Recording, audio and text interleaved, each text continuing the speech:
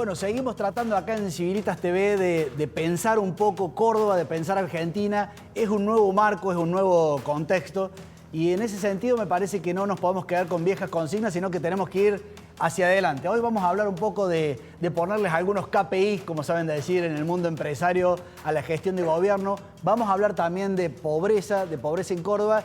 Y algo muy interesante, como sabemos hacer algunas veces en el programa, vamos a tener a un periodista muy conocido, muy querido por todos, como es Federico Tolchinsky. Vamos a ver cómo está mirando él el momento en la Argentina, en Córdoba. Vamos a escuchar sus opiniones. Decíamos fuera de cámara que hemos visto que en algunos casos en sus redes toma posiciones. Nos ha gustado, digamos, blanco sobre negro, digamos, así que vamos a estar conversando sobre él. ¿Cómo anda, Carmen? ¿Bien? Muy bien, muy contenta. No le quiero ocupar lugar, por eso usted va a tener una columna interesante. Sí, pero la felicito por lo de la semana pasada. Muy hizo quedar, en realidad, jugó fuerte ahí en el Senado.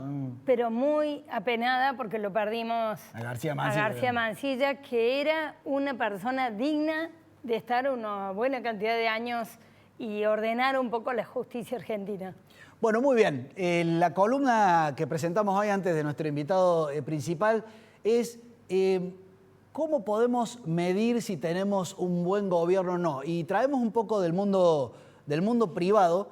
Todas las empresas, por supuesto, se ponen objetivos económicos y demás, pero últimamente en las empresas se habla de los OKR, digamos, de ciertos objetivos que se ponen muy precisos y se le pone porcentaje de cumplimiento y todas las semanas se les pregunta a los colaboradores qué porcentaje estás cumpliendo de esos OKR. Es toda una metodología que se ha implementado en muchas empresas por el cual uno medio que no podés no cumplir el objetivo porque vas por la tercera semana y si no has cumplido tal porcentaje ya tenés que corregir, o sea, no es que te esperan hasta el final y después al final del año te preguntan, che, ¿cumpliste el objetivo? Sino que vas semana a semana. Los famosos KPI que llaman en las empresas son algunos llamadores donde uno dice, si llegas a tal porcentaje, has cumplido el objetivo. Si tenés tantos clientes, has cumplido el objetivo. Si has hecho tantas ventas, o sea, son como mediciones muy concretas por las cuales es blanco sobre negro. No me vengas con verso, ¿cumpliste el objetivo o no lo cumpliste? Bueno, aquí al fondo nos estamos poniendo estos KPI y le preguntamos a nuestros gobiernos, che, ¿cuáles son los KPIs por los cuales podemos medir si nos están gobernando bien o nos están gobernando mal? En educación, ¿cuál es el KPI? Finalmente, ministro de Educación, o sea, ¿cuántos chicos saben leer y escribir, por ejemplo? ¿Y cuántos metas no? concretas. Si este año el 50% de los chicos en primer grado termina el primer grado sin saber leer y escribir, bueno, el año que viene, ¿qué se propone? Que sea, por lo menos que termine el 60%, el 70%, o sea, ¿dónde podemos medir si su gestión es exitosa? Lo mismo que en salud, digamos, o lo mismo que en seguridad. Y aquí quiero mostrarles esta segunda placa, porque fíjense, por ejemplo, esto está pasando en Córdoba. Ha habido una denuncia muy fea, muy dramática. Realmente cuando uno lo lee no puede dejar de sentir espanto porque una mujer, previo a morir, finalmente falleció, logró decir mientras estaba casi en coma que un enfermero la estaba violando, digamos. Una cosa terrible, digamos, una cosa de un dramatismo parecido al del neonatal, digamos, a los bebés del neonatal. O el caso de Francia, mire. Este caso no es el primer caso, sino que ya en el Rawson había habido otra enferma que ya había logrado expresarse en el mismo sentido. Y bueno, y uno dice, che, qué barbaridad, ¿cómo puede ser de que esté pasando esto? Y entonces vuelvo al eje central de la reflexión. Claro, ¿cómo medimos si hay una buena gestión en nuestros hospitales, en nuestros dispensarios? ¿Cómo logramos? No me expliques cómo. Eso tenés que saber vos, porque para eso te pagamos, digamos, porque son nuestros funcionarios. Pero, por ejemplo, si en los dispensarios de Córdoba 100 personas esperan en la mañana y solamente 10 tienen turno y los otros 90 se tienen que ir a su casa, bueno, decime qué KPI te vas a poner, qué objetivo para que yo pueda medir si realmente estamos avanzando o no. Bueno, termino con esta columna y digo, ¿cuál es el KPI del tema que más nos duele a los cordobeses en este momento? ¿Qué es el tema? Seguridad. El tema de que nos roban, nos asaltan de una manera ya increíble, no podemos aguantar más. Bueno, yo les quiero dar el KPI que yo pondría si fuera un gobernante, digamos. El KPI concreto no es bajar la percepción de inseguridad, no es que hagan una encuesta y los cordobeses digamos, sí, me siento un poquito más seguro, porque ese es un KPI débil. El KPI concreto es cantidad de delincuentes presos con condena. Esto es a nivel mundial, está muy chequeado, porque finalmente para bajar la impunidad, para que ese ladrón piense dos veces si nos va a robar, tiene que saber de que ha aumentado la cantidad de personas que la justicia los apresa, los condena con una sentencia y los mete presos, digamos. Ese es el KPI más concreto para saber si avanza o retrocede la seguridad. En este sentido, en un KPI clásico, digamos, tenemos unos 10.000, 12.000 presos y el gobierno, por ejemplo, anunció que hace una nueva cárcel, en realidad refritó una cárcel que ya hace 2 o 3 años nos había anunciado y nos dijo que había 1.000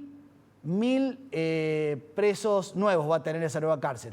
Bueno, ¿qué KPI? O sea, ¿vamos a aumentar solamente un 10% la cantidad? Porque con esto cierro la columna. Recuerden que en Córdoba solamente van presos con condena no más del 2% de los delincuentes, de los delitos que se han producido verdaderamente en Córdoba. No más del 2% de los delitos de Córdoba terminan con un preso en condena.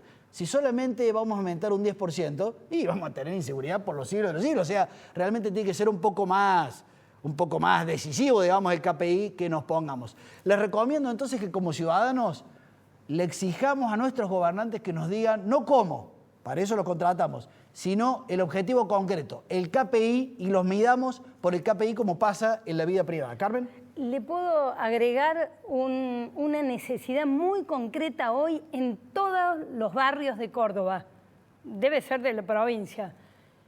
Las escuelas públicas exigen un certificado de buena salud a los chicos para hacer gimnasia o para, no sé si ni siquiera, o para entrar al colegio.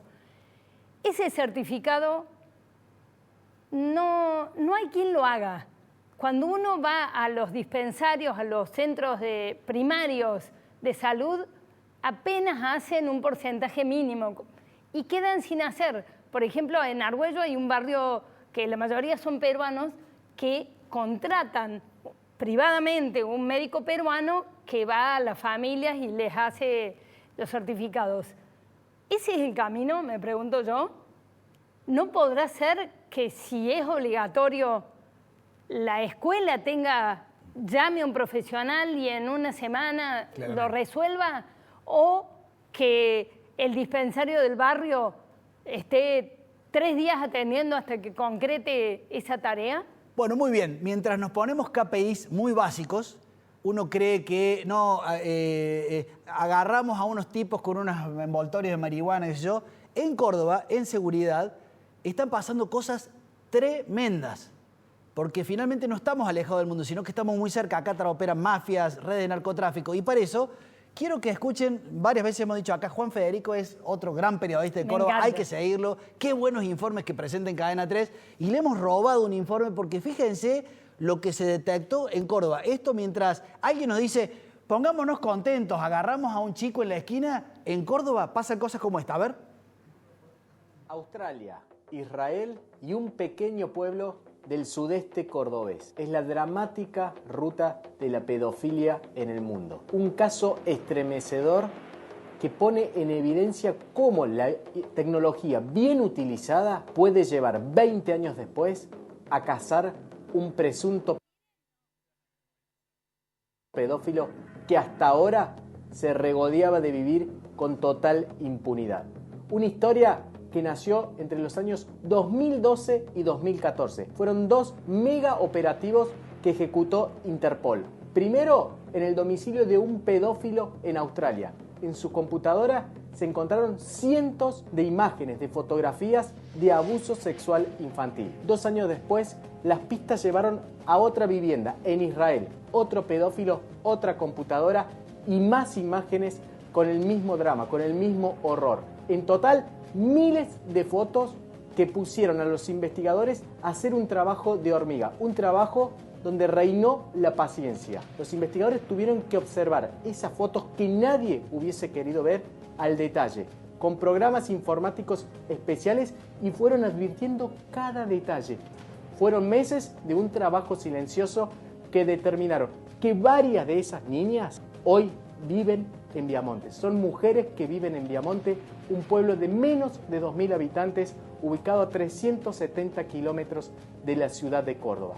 6 de estas mujeres volvieron a remover aquel pasado y dijeron que un fotógrafo, José Antonio Maidana, un hombre que se había instalado en el pueblo muchísimos años atrás y que decía tener como hobby ir a sacar fotos a las fiestas familiares, a los cumpleaños de 15, a ellas las había llevado engañadas a su casa y con la excusa de hacerle fotografías para ser modelos o para otros trabajos, las iba desnudando y les fue sacando fotos. Luego las fue callando con diversos ardides. Todas coincidieron en señalar a aquel hombre. Maidana ya no estaba en Viamonte, pero su casa fue identificada, fue allanada y los investigadores lograron corroborar que lo que se veía en el fondo de aquellas imágenes dramáticas continúa en ese domicilio.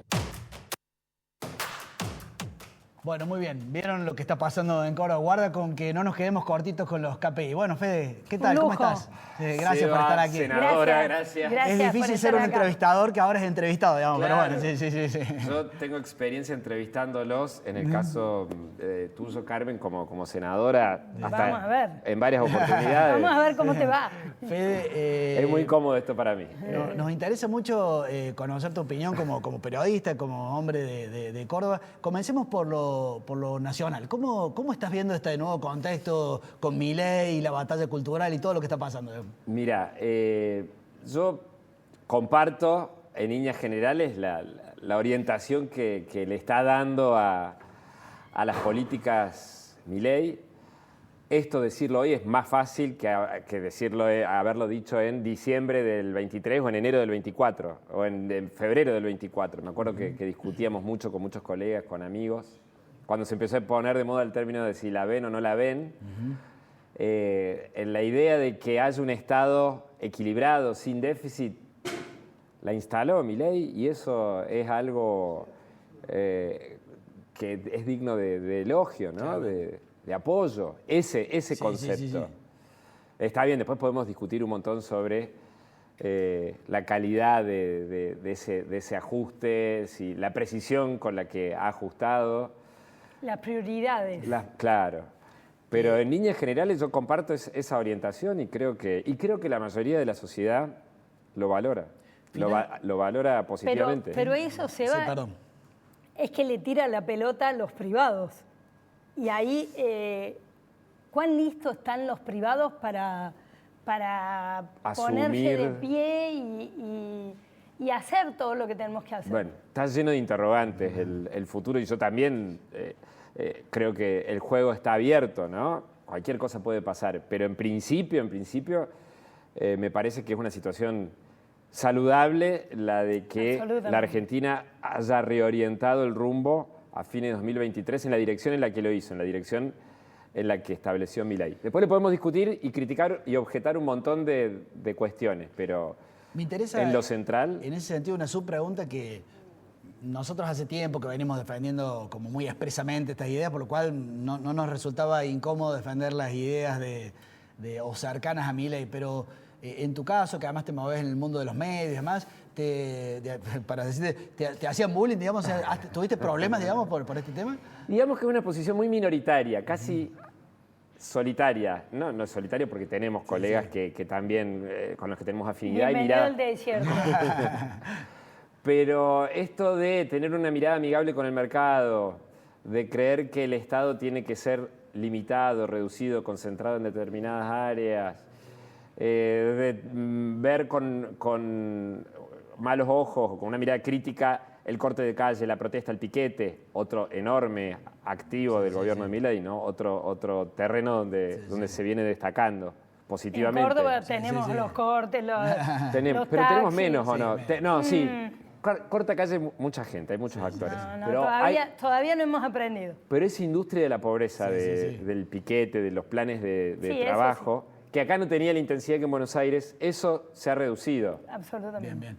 Polo obrero, eso que era se ha atenuado. Más vía... En esta misma línea, Fede, y antes de llevarte a terrenos más locales, digamos, en algún momento me sorprendió, yo te sigo en las redes, en algún momento tomaste una posición muy enérgica, muy fuerte con respecto, en el plano internacional, con respecto a lo que pasaba con Israel-Palestina, digamos. Sí, bueno, yo tengo una admiración por la sociedad israelí muy grande, mucha afinidad, mucha cercanía, familiares. He visitado muchas veces el país e hice una cobertura en octubre del 23 por idea de las autoridades del 12, que consideraron que después del ataque de Hamás y la intrusión de Hamás del 7 de octubre de 2023, se justificaba que el 12 enviara un equipo y me enviaron a mí porque conocía la zona, conocía el conflicto. A partir de ahí, digamos, mi compromiso con la suerte de Israel se refuerza. No nace ahí, ni mucho menos. Bien, Claro. bien. Y te duele el doble. Sí, y me duele el doble la falta de acompañamiento de ciertos actores que para mí deberían acompañarlo A fondo. a ciegas, a fondo, Absolutamente. a Sí, fondo. sí, sí, sí. Entonces, que haya gente que se sienta identificada con la causa de la liberación femenina o de, bueno, un montón de causas progresistas, entre comillas, que no podría defiendan a ser. Israel y que no Ese es el entiendan el punto. peligro que representan los enemigos de Israel, que Hay una son contradicción. un montón y muy poderosos. Pero que Es- aparte esos enemigos de Israel tampoco respetan a la mujer, Claro, tampoco. sí, sí, sí. Así que es una Esos enorme enemigos de Israel contradicción. se comerían crudos a muchos detractores de Israel, a Ay, gente que corta calles en Córdoba, Totalmente. en Buenos Aires, en Nueva York o en ciudades europeas, para rechazar a Israel. Esa misma gente, los enemigos de Israel, los masacrarían gustosos. Es la misma Eso- contradicción que muchas veces de menor escala, de menor drama, digamos, pero es cuando uno ve que ciertos progresistas, por ejemplo, lo defienden a Maduro en Venezuela, va a decir, pero si este es un dictador, es un tipo, o sea, estamos... Ahora es como que vivimos la vuelta Sí, sí. de los tiempos, ¿no? Porque ahora ya el consenso para apoyarlo a Maduro o a su antecesor Chávez se ha reducido un montón. Sí, sí, sí. Pero hace 15, 20 años tenía un montón de defensores. En el debate público no había muchos que se animaran, en el establishment periodístico, no había muchos que se animaran a tratarlo de dictador. Vas a los archivos y no vas a ver gente que lo llame dictador a Chávez.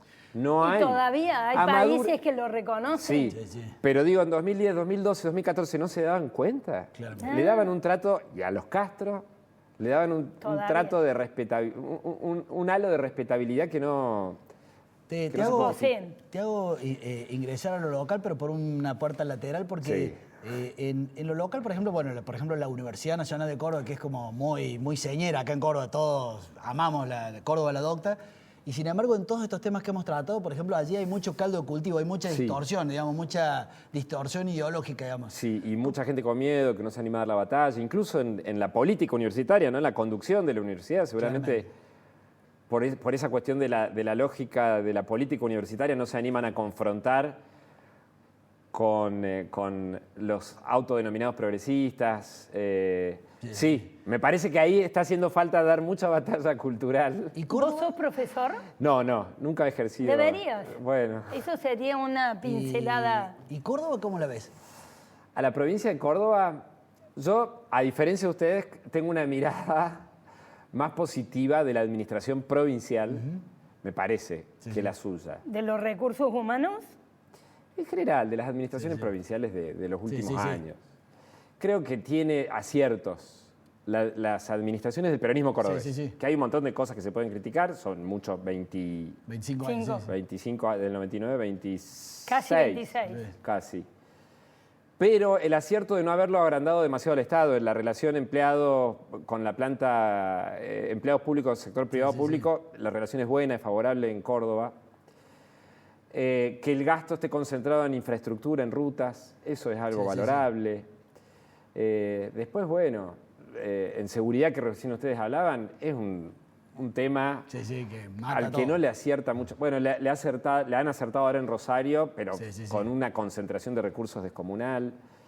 Ahora en Córdoba, que antes no, está el tema del uso de armas no letales, que me parece importante. Era un debate que hace 4 o 5 años uno era un derechista procesista por decir, no, que la policía use una pistola taser es Y lógico. Fede, la pregunta del millón, porque si no los Sí. entrevistados van a decir, ¿en algún momento de tu vida, cerca, lejos, vos podrías dar un salto hacia la política o hacia algún activismo de algún tipo, digamos?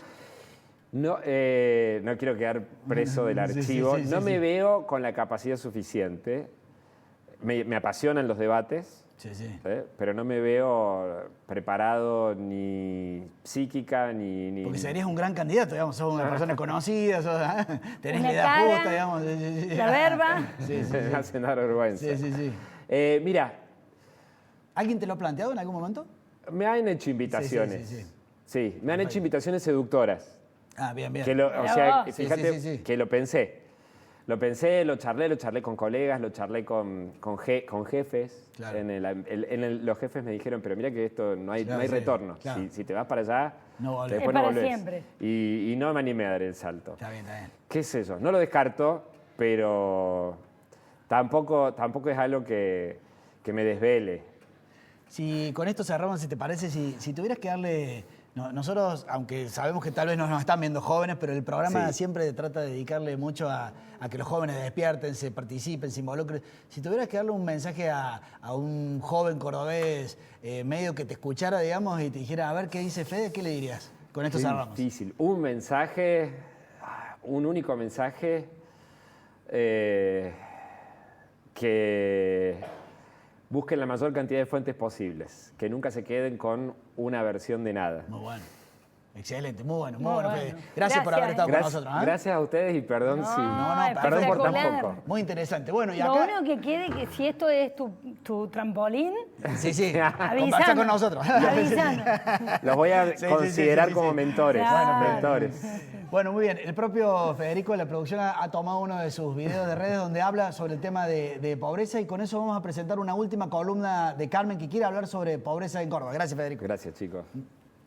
En estas horas de tanta consternación impostada, de tanta gente que sobreactúa su dolor, su conmoción por el dato de pobreza del 52,9% en el primer semestre de este año, absolutamente esperable, dadas las condiciones de la economía argentina completamente desquiciada en diciembre pasado. Quiero señalar que la opinión de quienes adulteraron este mismo indicador, el de pobreza, primero, y después directamente lo eliminaron, dejaron de publicarlo, argumentando que no querían estigmatizar a los pobres, el kirchnerismo, en 2013, 2014, 2015. Quiero señalar que la opinión de ese sector, en estas circunstancias, no vale nada. Muchas gracias por tu atención. Bueno, muy interesante. Qué interesante conversar con Fede Tolchi, que no hay tantos periodistas que Que se animen. Claro, que se animen, que estén jugados, así que lo felicitamos. Carmen. Yo, si bien vengo diciendo hace mucho tiempo que en Córdoba la mayoría de los chicos son pobres y que la mayoría de los pobres son chicos, tengo que agradecerle al presidente Milei porque esa baja de pobreza de casi 15 puntos más vale que se siente. Por supuesto que sabemos que es medida por ingresos, medida por el bolsillo nomás. No estamos hablando de todo lo que rodea a las personas que viven en condiciones de pobreza. Pero me parece que hay que ser muy claros porque esto es un asunto que no es que tenemos pobreza hoy, sino que venimos increyendo la pobreza y este es el primer salto que para la pelota, baja la pobreza y nos da para pensar en algunos otros temas. Aún así, usted tiene su contrapunto, digamos, o sea, porque de todas maneras no baja del 50 en el caso de los chicos. No, por supuesto. Todavía seguimos con la mayoría de los chicos pobres. Pero le digo, esa baja del 66 o el 60 y pico al 53, eso nos da oxígeno para pensar en algunas otras iniciativas que Sebastián siempre las marca porque son muy locales. Tenemos familias que no tienen agua corriente, cloacas, gas. Yo les digo, como presidenta de la Comisión de Trabajo, el trabajo formal está presente en casi todo, el trabajo informal está presente en casi todos los hogares pobres, inclusive a veces trabajos formales, pero de bajo nivel. Eso es una tragedia que tenemos que trabajar como por las cloacas, por igual. Y, por supuesto, otra iniciativa que yo les vengo diciendo desde hace mucho es no se enseña a leer en primer grado. Sabemos que no hay futuro sin que a un niño se le respete el derecho de aprender a leer y escribir en primer grado. Pero hoy les quiero dejar una iniciativa chiquitita en pro de cambiar el futuro de los chicos que viven en la marginalidad y en la pobreza, que es hacer un registro único nacional de talla, peso y contorno encefálico de todos los niños de 0 a 2 años en la Argentina. Eso que a primera vista puede sonar imposible es muy realista, porque ¿cómo se hace? Y eso hoy los pediatras de toda la Argentina, por el plan de los 1000 días y porque los padres o las madres tienen mucha conciencia de esa edad, van al consultorio. Pero resulta que toman los datos, se los dan escrito a la madre. Esto es simplemente esos 3 datos, registrarlos, diríamos, en un Google Form común y tener para tomar decisiones toda esa información de toda la Argentina en un lugar. Bueno, Carmen va a presentar un proyecto sobre eso. Les contamos que nosotros hicimos una pequeña experiencia desde Civilita el año pasado. Todo el año. Medimos en Córdoba y nos dio que el 30% de los chicos pobres de Córdoba estaban malnutridos, digamos. O sea, estaban con una subejecución en nutrición aquí, en la ciudad de Córdoba, no en el norte o en el sur, sino en el propio Córdoba e Gran Córdoba, por el cual muy buena la iniciativa. Bueno, esperamos que les haya resultado interesante el programa y nos vemos el miércoles que viene. Adiós. Adiós.